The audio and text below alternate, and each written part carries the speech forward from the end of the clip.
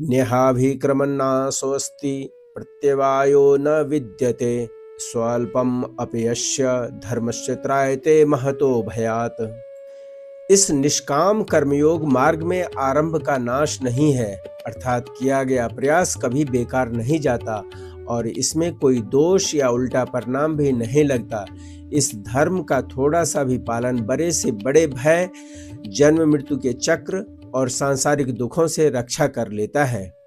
इस श्लोक में श्री कृष्ण कर्मयोग की गारंटी दे रहे हैं, जो इसे अन्य भौतिक कार्यों से अलग बताती है।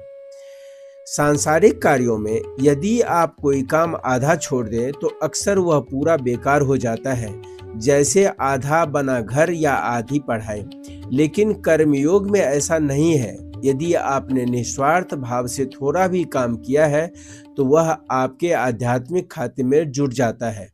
यदि इस जन्म में कार्य पूरा न हो तो अगले जन्म में यात्रा वहीं से शुरू होती है जहां पिछले जन्म में रुकी थी। कई बार हम अच्छे इरादे से काम करते हैं, लेकिन गलती होने पर उसका बुरा परिणाम भुगतना पड़ता है।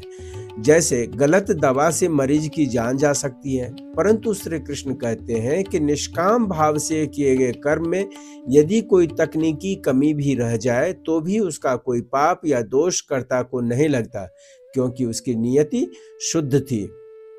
इस योग का थोड़ा सा भी अभ्यास व्यक्ति को महतो भयात यानी महान भय से बचा लेता है। महान भय का अर्थ है मृत्यु का भय, पतन का भय या बार बार जन्म मरण के चक्र में फंसने का दुख। थोड़ा सा आध्यात्मिक अनुशासन भी मनुष्य के मन को शांत और निर्भय बना देता है। अर्जुन डरे हुए थे कि यदि युद्ध में वे असफल रहे या उनसे कोई पाप हो गया तो क्या होगा। श्री कृष्ण उन्हें भरोसा दे रहे हैं कि सही नजरिए निष्काम भाव से किया गया कर्म तुम्हें कभी डूबने नहीं देगा। यह श्लोक हमें सिखाता है कि आध्यात्मिक मार्ग पर चला गया हर एक कदम स्थायी है। हमें परिणाम की पूर्णता की चिंता छोड़कर बस सही दिशा में शुरुआत करनी चाहिए, क्योंकि ईश्वर के मार्ग पर कोई भी मेहनत व्यर्थ नहीं जाती।